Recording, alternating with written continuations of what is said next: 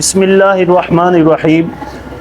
ज़खाइरुल उक़बा के अंदर हज़रत अबू हुरैरा रदियल्लाहु अन्हु से रिवायत है कि हज़रत अबू हुरैरा फरमाते हैं कि मुझे एक बार एक ख़बर मिली कि हज़रत इमाम हसन और हज़रत इमाम हुसैन आपस में बात नहीं करते, आपस में एक दूसरे के साथ नाराज़ हैं।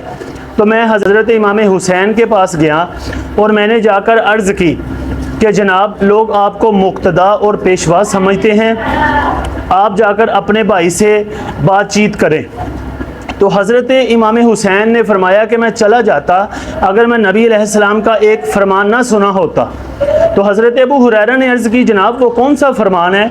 हज़रत इमाम हुसैन ने फरमाया कि नबी करीम सल्लल्लाहु ताला अलैहि वसल्लम ने फरमाया कि जो सुलह में पहल करेगा वो जन्नत में पहले जाएगा, लिहाजा मैं पसंद नहीं करता कि मैं अपने भाई हसन से पहले जन्नत में चला जाऊँ।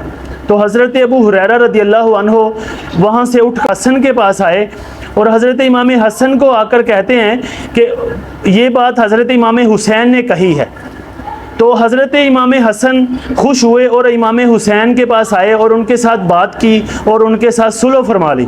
यहाँ रुक कर मैं ये बात कहूँगा उन लोगों के लिए जो कहते हैं सहाबा और अहले बैत के दरमियान में मोहब्बत नहीं थी, उनकी आपस में दोस्ती नहीं थी। अगर दोस्ती नहीं थी तो फिर हज़रत अबू हुरैरा उनकी सुलह के लिए इतनी कोशिश क्यों कर रहे थे कि कभी इमाम हसन के पास जा रहे हैं, कभी इमाम हुसैन के पास जा रहे हैं। लिहाजा ये इनकी अपनी खराफात हैं, सहाबा और अहले बैत के दरमियान मोहब्बत थी।